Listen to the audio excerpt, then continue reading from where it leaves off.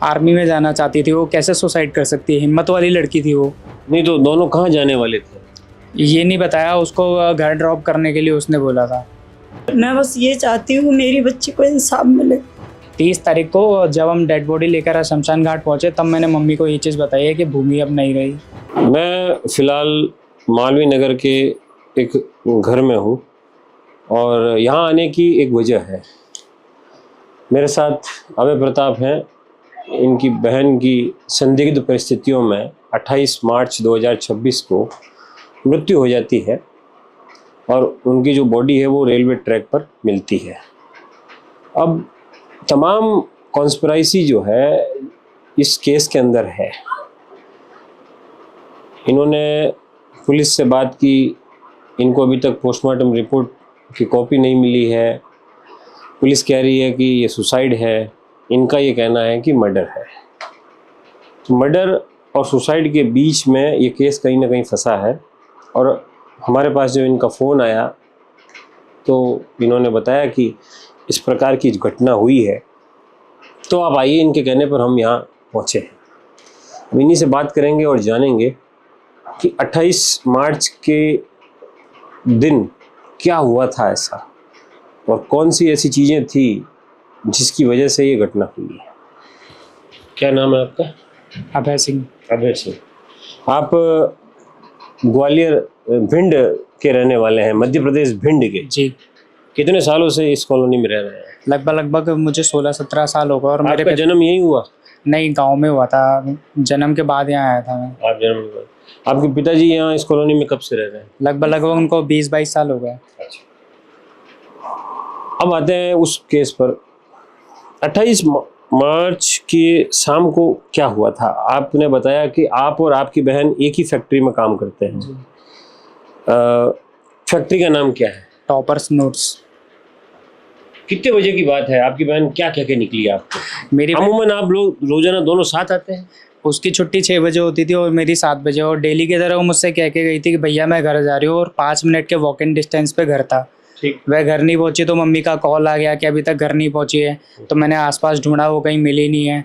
तो मुझे है ना ऑफिस से पता चला कि ऑफिस के किन्हीं 2 लड़कों ने उसको देखा था ऑफिस के थोड़ा आगे, उस लड़के गोलू नामक व्यक्ति के साथ हाथापाई करते हुए। वो मेरी बहन को मार रहा था वहाँ पर। और कहाँ मार रहा था? ऑफिस से थोड़ा सा आगे।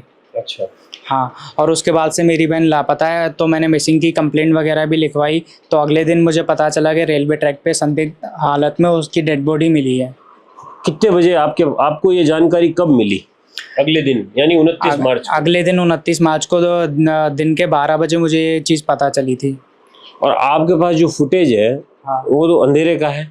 हाँ।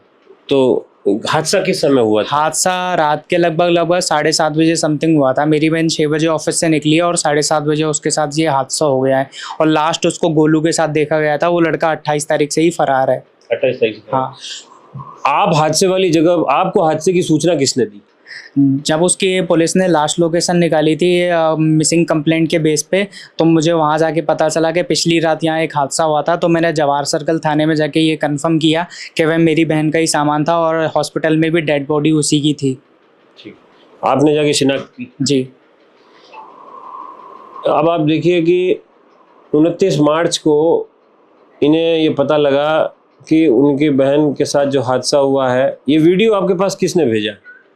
ये वीडियो वहाँ जिन लोगों ने बनाया था उन्होंने, उनमें से किसी एक ने भेजा था मुझे। अच्छा। कोई नाम बताएंगे आप पर्टिकुलर किसने भेजा? मतलब आपको नाम तो मैं नहीं लेना चाहूँगा क्योंकि उस व्यक्ति ने मना किया नाम लेने से। अच्छा। अब आप ये समझिए कि 29 मार्च को इन्हें जानकारी मिलती है, उसके बाद ये वहाँ पहुँचते हैं। और वो पहुँचते हैं तो रेलवे ट्रैक पर तो स्वाभाविक सी बात है कि बॉडी नहीं थी, बॉडी थी हॉस्पिटल में। उसके बाद ये हॉस्पिटल पहुँचे, वहाँ जाके शिनाख्त की। इन्होंने ये पहचान लिया कि ये उनकी बहन है। उसके बाद आप थाने गए? जी, मैं थाने गया। थाने जब आप गए तो थाने में आपने क्या कहा? आपने अपनी कंप्लेंट में क्या लिखा है? आपके पास एफआईआर की कॉपी है? हाँ, मेरे पास एफआईआर की कॉपी है। मैंने उस गोलू नामक व्यक्ति के खिलाफ ये सारी कंप्लेंट लिखवाई थी कि उसी ने मेरी बहन को मारा और मेरी बहन को मारकर वो फरार हो गया पिछली रात। जबकि इस हादसे के बारे में मुझे तो अगले दिन पता चला था। वो लड़का वो पिछली रात उसी हादसे वाले दिन रात को फरार हो गया था। ये बहुत ही मार्मिक विषय है, मैं इसलिए आपसे जानना चाह रहा हूँ। आखिर आप ये आपकी बहन उसके संपर्क में आई कैसे? मेरी बहन 12th क्लास में लाइब्रेरी जाती थी जब उसके एग्ज़ाम्स चल रहे थे, तो वो अपनी 2-3 दोस्तों के साथ जाती थी। उनमें से किन्हीं एक लड़की का एक दोस्त था, उनमें से ये उसका दोस्त था गोलू। तो उनमें से एक लड़का सैम नाम का लड़का था। वो सैम नाम का लड़का पहले मेरी बहन को राखी बंधवाता है उससे, फिर उसको बहन बनाता है, फिर उसके संपर्क के द्वारा गोलू नामक व्यक्ति उसके संपर्क में आता है, उनकी बातचीत होती है और फिर ये सब होता है। आप लोगों को कब जानकारी हुई गोलू नामक लड़के की? मुझे गोलू के बारे में दिसंबर में पता चला था। दिसंबर कौन सा 25? दिसंबर 2025 में मुझे पता चला था। तो मैंने उसको साफ साफ शब्दों में समझा दिया था कि अब मेरी बहन से दूर रहना, उससे बात करने की कोई ज़रूरत नहीं है। मैंने अपनी बहन को भी समझाया कि देख अभी तेरी उम्र नहीं है ये सब चीज़ों की, अभी तुझे करियर पे ध्यान देना है। सर उसका आर्मी में जाने का ड्रीम था। अच्छा, आर्मी में जाना चाहती थी वो, कैसे सुसाइड कर सकती है? हिम्मत वाली लड़की थी वो।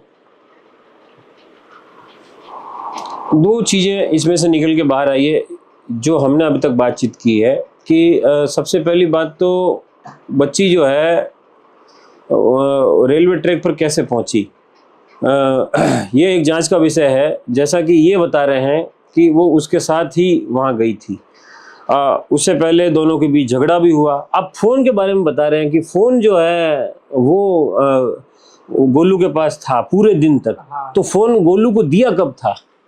जब वो ऑफिस से सुबह निकली थी तो उसको। ऑफिस आप साथ नहीं गए थे? नहीं, वो उसका सर टाइम 9 से 6 का था और मेरा 10 से 7 का था। वो ऑफिस जब गई तो उसने उसका फ़ोन ले लिया था। ये चीज़ मुझे ऑफिस की एक लड़की के द्वारा पता चला। क्योंकि आपकी बहन ने आपको नहीं बताई? नहीं, क्योंकि है ना लंच में मेरी बहन ने है ना उसकी एक फ्रेंड ऑफिस की ज्योति, उससे फ़ोन करवाया था उसके नंबर पे कि गोलू को फ़ोन करके बोल दे शाम को 6 बजे लेने आ जाएगा मुझे।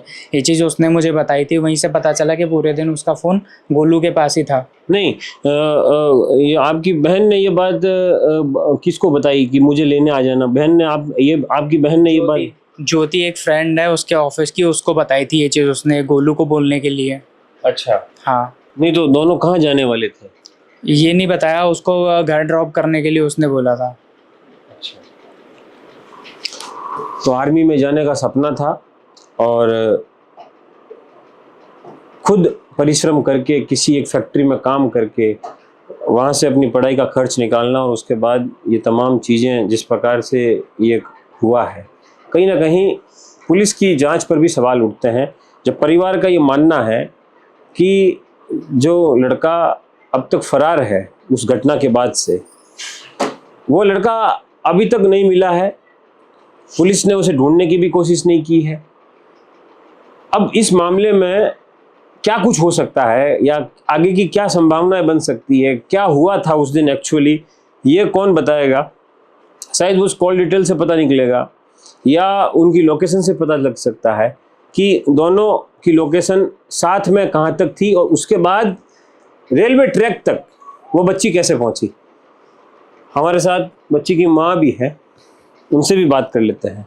क्या कहना चाहेंगे आप? मैं आपसे ज़्यादा सवाल जवाब नहीं करूंगा क्योंकि सारे सवाल भैया ने बता दिए। मैं बस ये चाहती हूँ मेरी बच्ची को इंसाफ मिले, बस मैं कुछ नहीं चाहिए।